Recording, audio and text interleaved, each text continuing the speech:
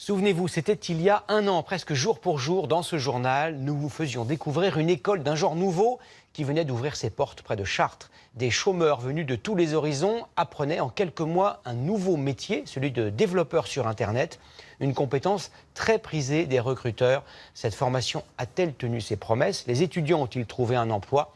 Axel Cariou et Antoine Pocry sont retournés sur place dans le cadre de notre rubrique Un an après. Il y a un an, nous avions rencontré Emmanuelle. Ancienne boulangère, victime d'un accident cérébral, elle ne pouvait plus exercer son métier. Mathieu, en échec scolaire, avait multiplié les petits jobs de photographe à pizzaiolo.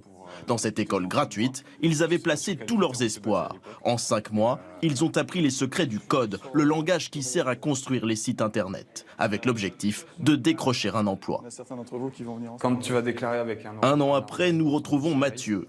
Ça veut dire que... Lunettes sur le nez, c'est lui désormais qui enseigne le code à la promotion suivante. Son école l'a trouvé tellement bon qu'elle l'a engagé comme prof, un comble pour celui qui fuyait les salles de classe. J'essaye de ne pas reproduire les erreurs que certains professeurs ont pu avoir sur moi. Du coup, d'être assez attentif aux élèves, d'être à leur écoute, de les suivre.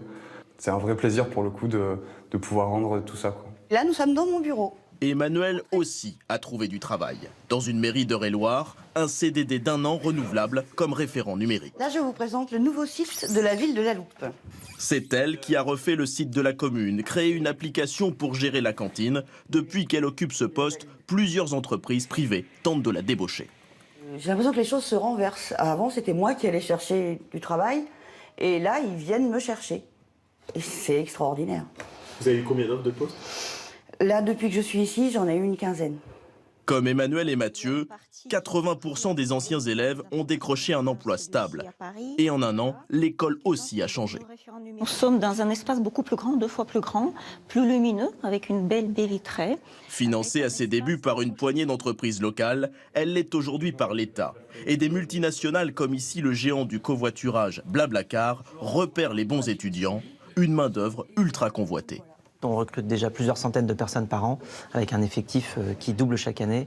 Voilà, on aimerait aller plus vite, mais c'est vrai que le fait de ne pas disposer tout de suite des personnes bien formées nous ralentit un peu dans notre croissance. Résultat, 3 répliques de cette école vont ouvrir l'année prochaine à Chartres, Orléans et Fontainebleau. 10 autres ouvertures sont même prévues dans les 3 ans. Emmanuel et Mathieu pourront se targuer d'avoir été les premiers à tenter l'aventure.